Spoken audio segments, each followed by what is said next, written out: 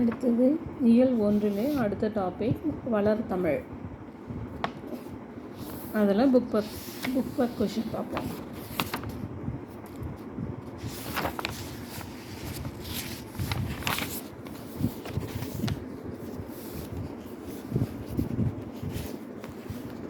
சரியான விடையை தேர்ந்தெடுத்து எழுதுக.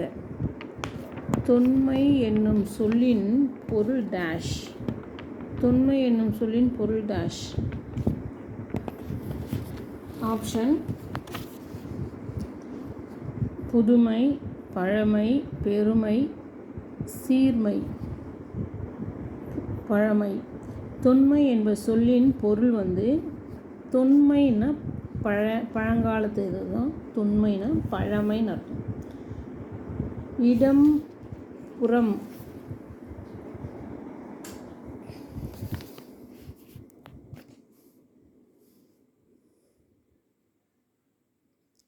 இடம்புறம் என்னும் சொல்லை பிரித்து எழுத கிடைப்பது.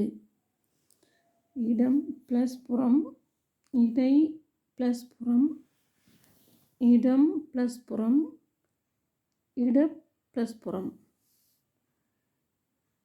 இடை ப்ளஸ் புறம் தான் ஆன்சர். இடை இடப்புறம் இடை கூட்டல் புறம். சீரிழமை என்னும் சொல்லை பிரித்து எழுத கிடைப்பது டேஷ்.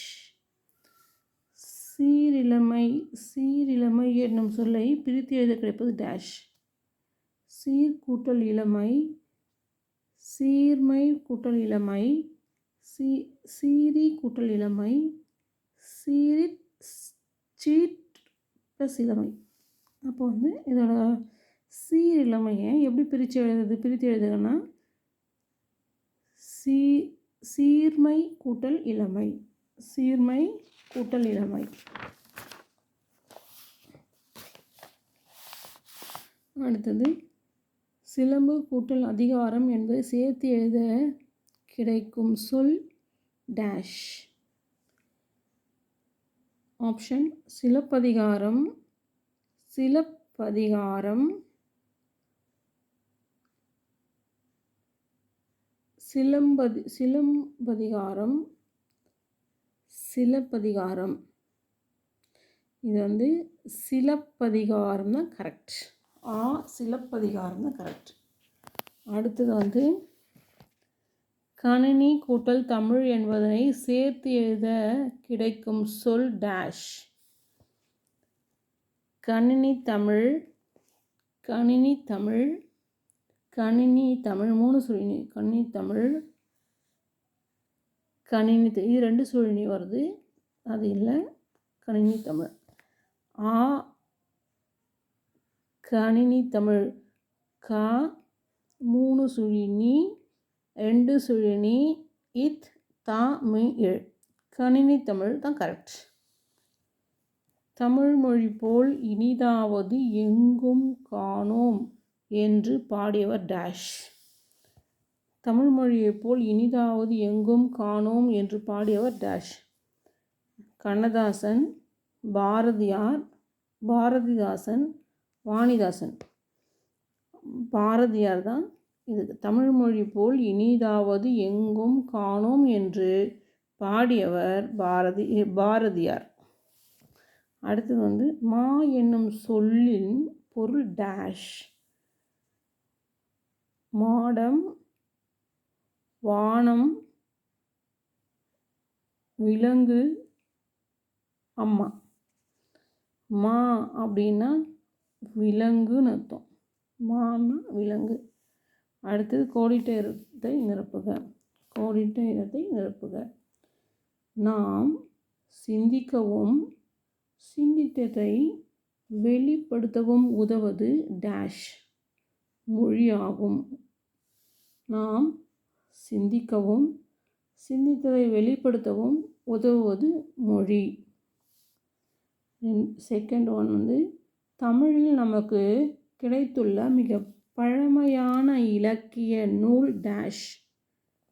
தொல்காப்பியம். தமிழிலே நம்மளுக்கு கிடைத்துள்ள மிக பழமையான நூல் தொல்காப்பியம். மொழியை பழமையான இலக்கண நூல் வந்து தொல்காப்பியம். மொழியை கணினியில் பயன்படுத்த வேண்டும் எனில் அது டேஷ் அடிப்படையில் வடிவமைக்க வேண்டும். அது வந்து எண்களின் அடிப்படையில் அமைந்திருக்க வேண்டும். எண்கள் ஏ மூசுழியின் கா லி எண்களின் ஏ மூசுழியின் கா லி இன் எண்கள் மூலியமாக அடிப்படையில் வடிவமைக்கப்பட வேண்டும். அடுத்தது சொற்களை சொந்த தொடரில் அமைத்து எழுதுக.